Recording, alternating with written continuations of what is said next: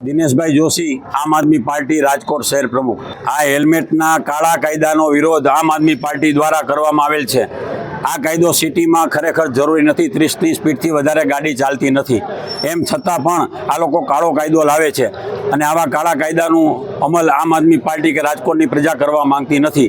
કારણ કે આ હેલ્મેટનો કાયદો છે માત્ર ને માત્ર સરકારની તેજુરી ભરવા માટેનો જ છે અને પોલીસ કમિશનર હોય કે કોઈ પણ અધિકારી હોય એને વાલા ઉપર થવા માટે આ બધા કાયદા લાવે છે। ગરીબ માણસોના ખિસ્સા ખંખેરે છે। તમારા જો માથાની કિંમત હોત તો આ બ્રિજ ન પડ્યો હોત, તમારા માથાની જો કિંમત હોત તો સ્કૂલની છત ન પડી હોત, તો શું અમારે બાળકોને હવે હેલ્મેટ પહેરાવીને મોકલવાના?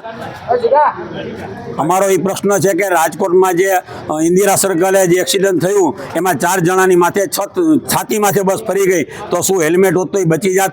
તમારે ખરેખર અમારી માથાની જો કિંમત હોય તો ઉઘરાણા શા માટે? હેલ્મેટ કેમ નથી આપતા?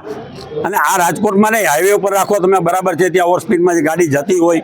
અમે આમ આદમી પાર્ટી આવા કાળા કાયદાનો સખત વિરોધ કરીએ છીએ અને આ કાયદાનો અમલ 8 તારીખે જે થવાનો છે એમાં આમ આદમી પાર્ટીના તમામ લોકો હેલ્મેટ પહેર્યા વગર નીકળશે અને સવિનય કાનૂની ભંગ કરશે। આની પહેલા પણ અવારનવાર હેલ્મેટના નિયમ આવ્યા છે, રદ થયા છે, તેના વિશે શું? હવે જ્યારે ચૂંટણી આવે ત્યારે આ લોકોને પૈસાની જરૂર હોય છે ચૂંટણી ફંડમાં, એટલે આવા કાયદા એની રીતે મનગણિત કહાની બનાવી અને કરતા હોય। તમારી માથાની કે તમારા જીવની કિંમત જ નથી। જો કિંમત હોત તો 6 વાગ્યામાં હનુમાન મંડી ચોકમાં આ ટ્રક ન આવ્યું હોત, ડમ્પર ન આવ્યું હોત અને એ દીકરીનો જીવ ન ગયું હોત।